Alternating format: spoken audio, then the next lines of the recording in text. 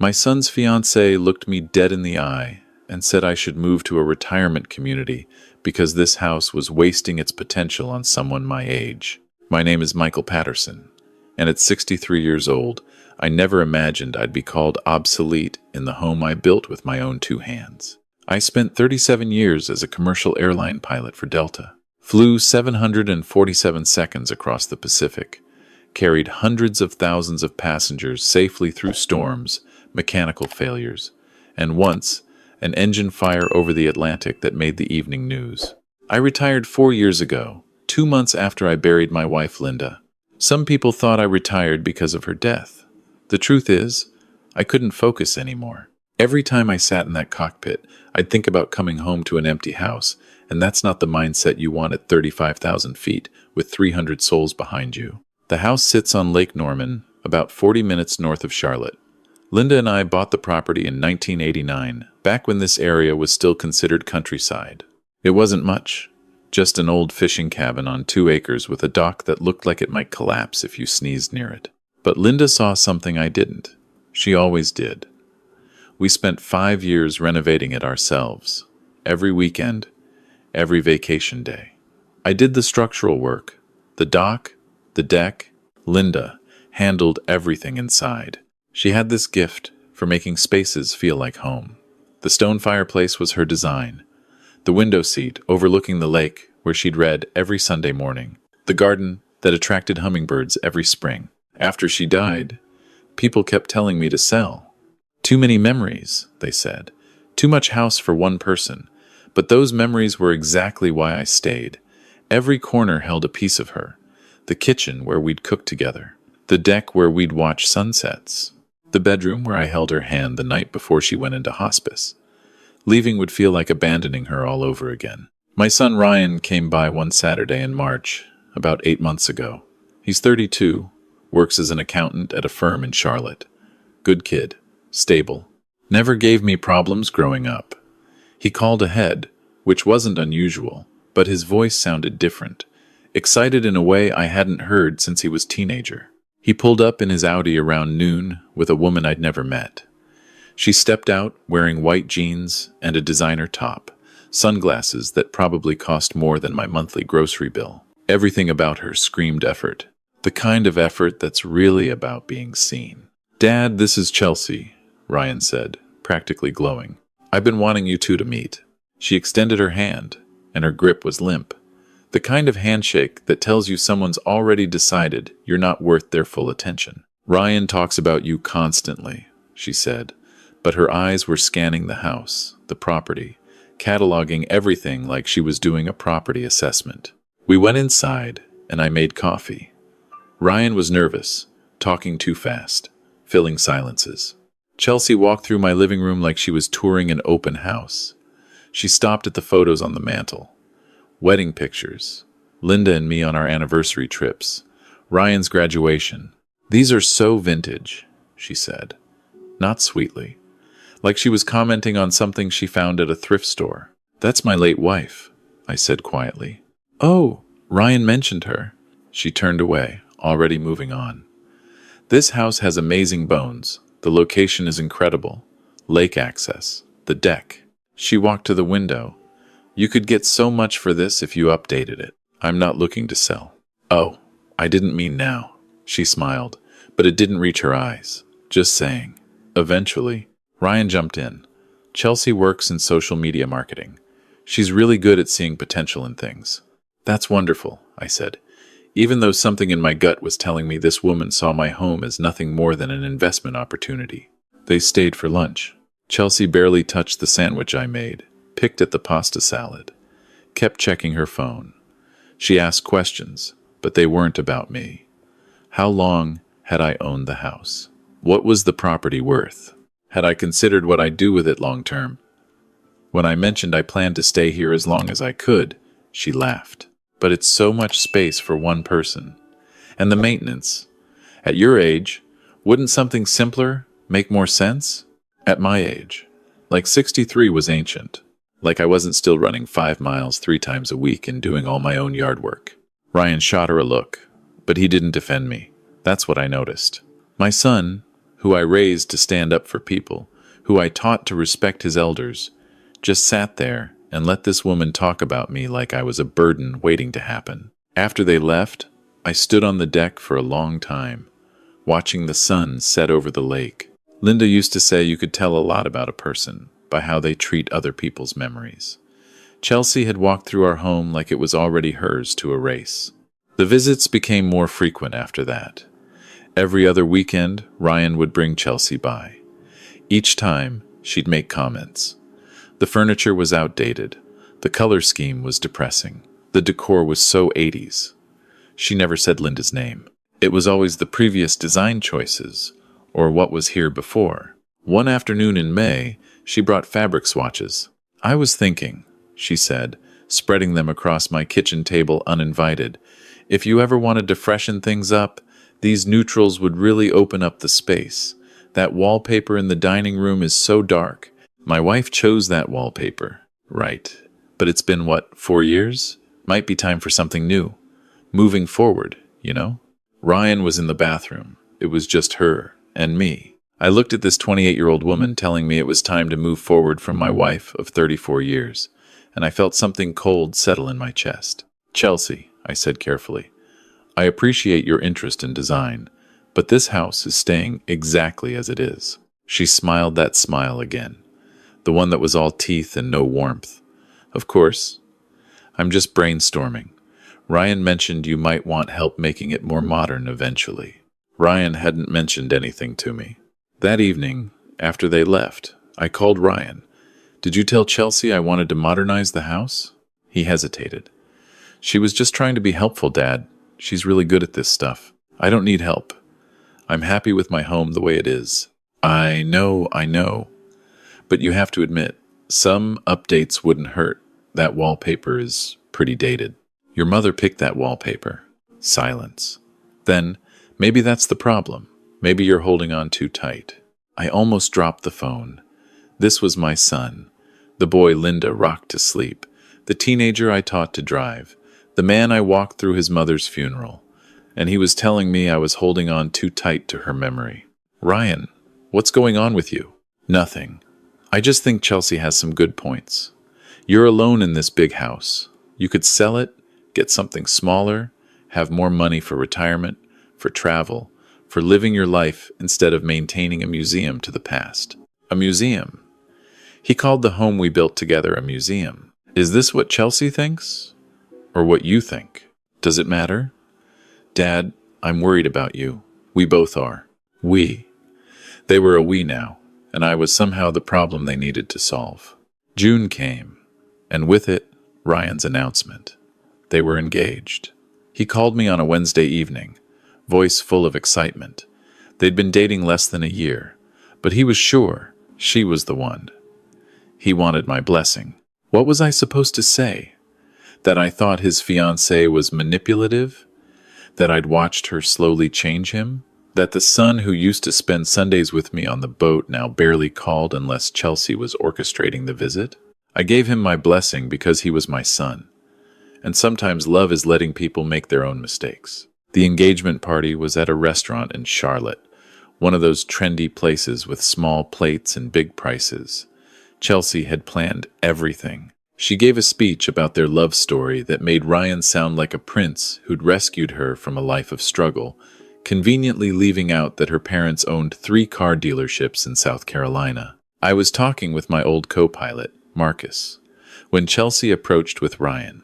"Michael, we wanted to talk to you about something exciting." She always called me Michael, never Mr. Patterson, never Dad, even though Ryan had started calling her parents Mom and Dad on day 1.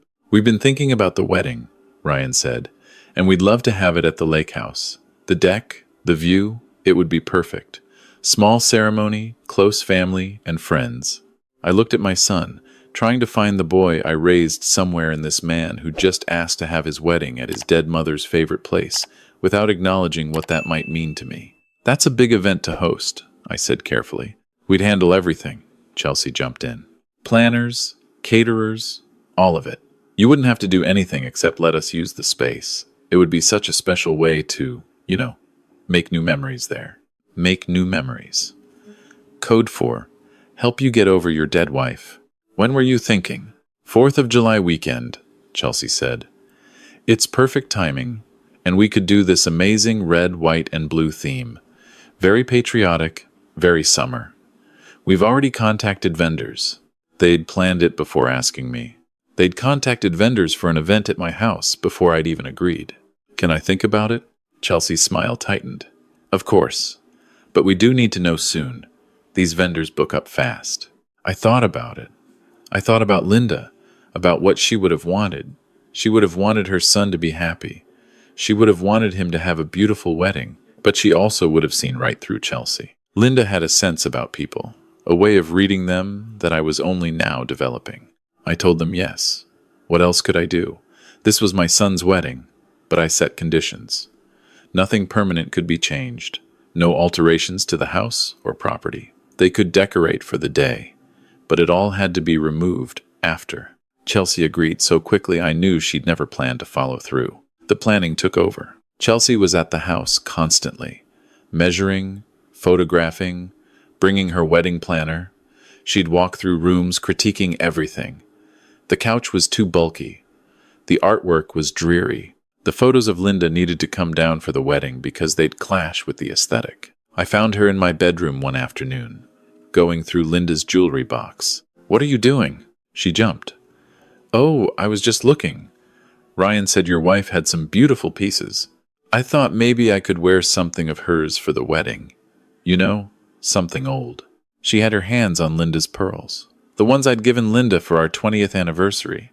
The ones Linda wore every Sunday to church. The ones I'd buried her in, then couldn't bear to, so I'd removed them before they closed the casket. Put those back. I was just looking. Ryan said you'd probably want them to stay in the family. They are staying in the family. They're staying right where they are. She set them down, but the damage was done. She'd been in my bedroom, in Linda's things, without asking, and Ryan had told her it would be fine. I called my son that night. Your fiancée was in my bedroom going through your mother's jewelry. She mentioned she wanted to wear something of Mom's. I thought you'd be touched. I'd be touched if she'd asked. She was going through drawers, Ryan. That's not okay. Dad, you're being unreasonable. She was trying to honor Mom. By taking her things without permission, she wasn't taking anything. God, why do you have to make everything difficult? I hung up. My son had just called me difficult for not wanting his fiancée to raid his dead mother's jewelry box. The weeks before the wedding were a nightmare. Chelsea brought contractors to, quote, minor updates. She wanted to repaint the deck, replace the dock lights, remove the flower garden because it would look messy in photos. Each time I said no, she'd smile and say she understood, then go to Ryan, who would call me to reconsider. It's just paint, Dad. It's just lights, Dad. It's just flowers, Dad. It was never just anything. It was my life with Linda being systematically erased by a woman who saw our history as nothing more than obstacles to her vision. 3 days before the wedding, Chelsea showed up with a crew. They started taking down photos without asking. Linda's watercolors that used to hang in the hallway. The wedding photos from the mantel. Even the small picture of Linda I kept on the kitchen windowsill. What are you doing? Chelsea turned, holding a box full of my wife's memory, creating a clean canvas for the wedding photos. Don't worry, we'll put everything back after. We'll store it all safely in the garage. I didn't agree to this. Ryan said you were fine with it. Ryan doesn't make decisions about my house. She set the box down, and her mask finally slipped. No more fake smiles. No more pretend politeness. You know what your problem is, Michael? You're stuck in the past. This house, these pictures, all of it is just you refusing to accept that life moves on. Ryan and I are trying to build a future, and you're clinging to a woman who's been dead for 4 years. I felt like she'd punched me. This woman, in my home, telling me my grief had an expiration date. Get out. Excuse me? Get out of my house. Take your crew. Get out. The wedding is in 3 days. I don't care. Get out. She called Ryan. He showed up within an hour. Furious. What is wrong with you?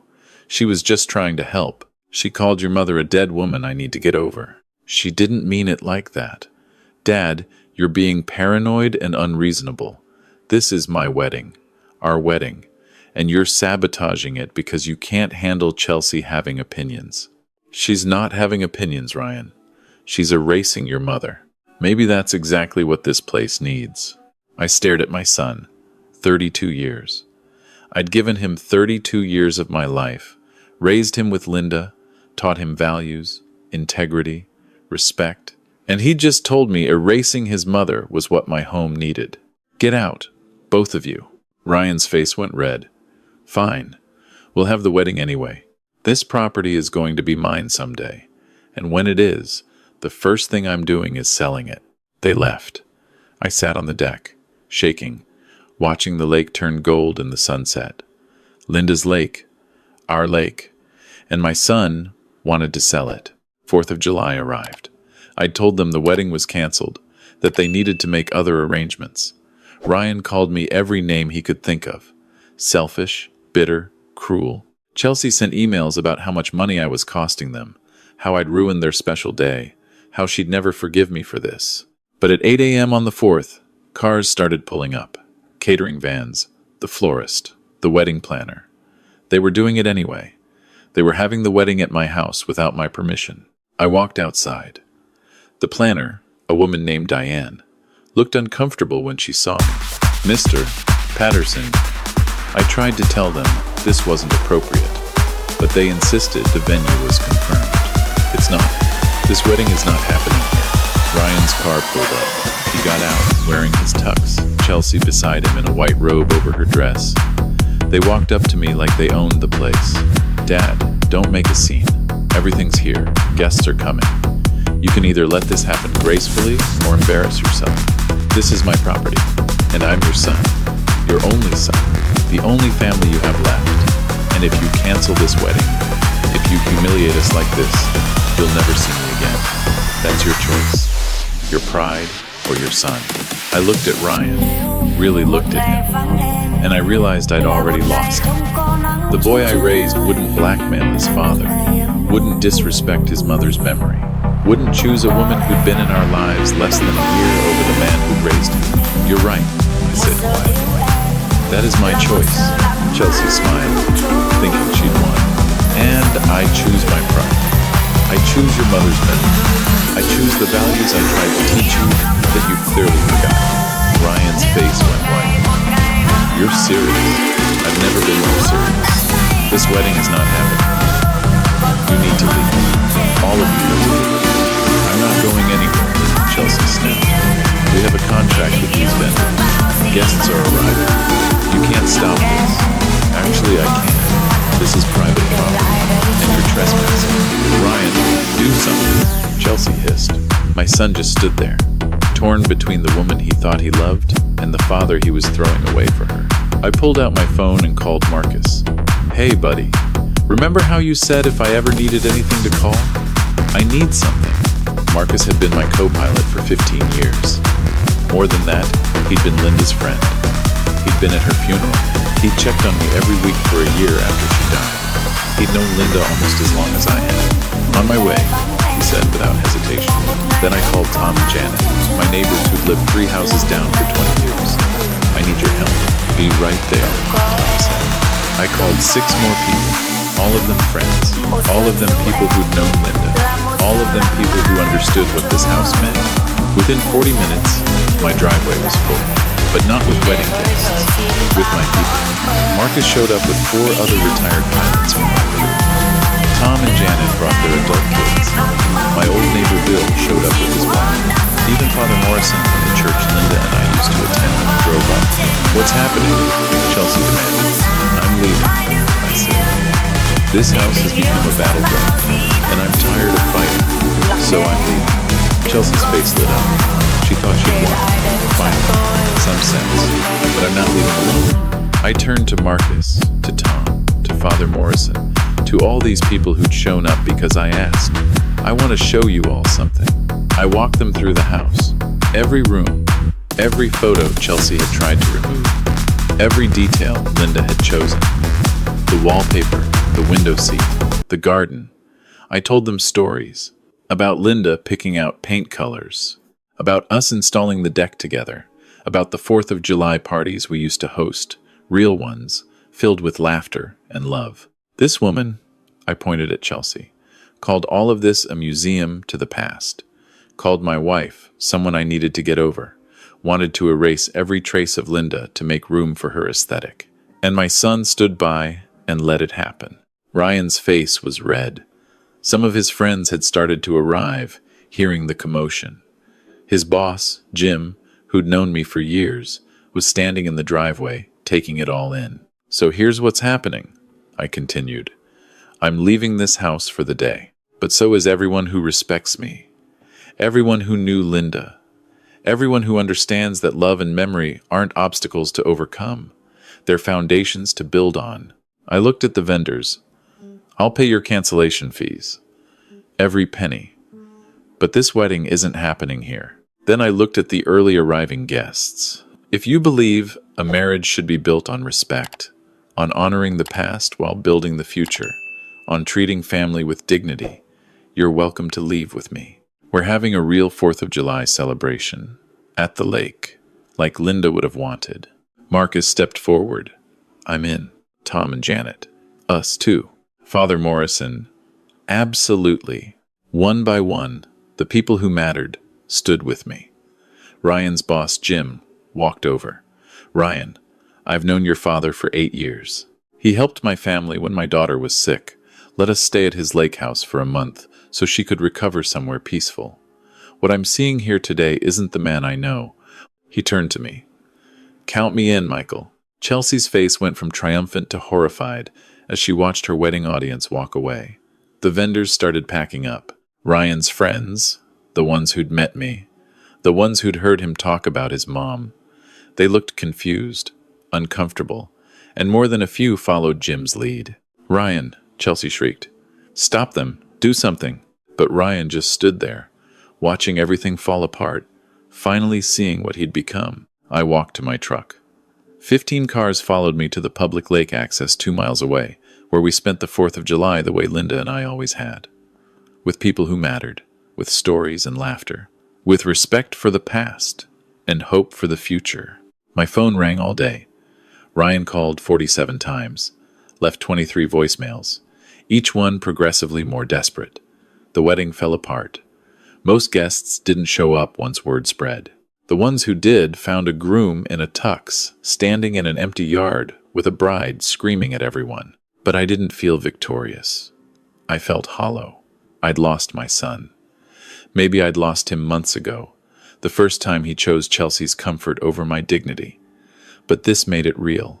Marcus sat beside me on a bench overlooking the lake. You did the right thing. Did I? He's my son. And you're his father. You taught him better than this. Eventually, he'll remember. Or he won't. But you couldn't let them do that to Linda's memory. To your home. To you. That night, I went back to the house. It was empty. No decorations. No evidence. A wedding almost happened. Just my home. Exactly as it should be. Ryan showed up the next morning. Alone. He looked like he hadn't slept. She left me, he said. Chelsea. She said if I couldn't control my father, couldn't secure our future, she couldn't marry me. He wanted sympathy. Wanted me to comfort him. But all I felt was tired. I'm sorry you're hurting. You're not sorry. You wanted this. No, Ryan. I wanted my son to find someone who loved him for who he is, not what he could inherit. I wanted you to find a partner who respected where you came from, not someone who wanted to erase it. She didn't want to erase it. She wanted to update it. She wanted to erase your mother. And you let her. He broke then. Sat on my deck and cried like he hadn't since Linda died. I miss her so much, Dad. Mom, I miss her every day. And Chelsea made it feel like missing her was wrong. Like I needed to move forward. You do need to move forward, son. But forward doesn't mean forgetting. It means carrying the best of what was into what comes next. We talked for hours. About Linda. About grief.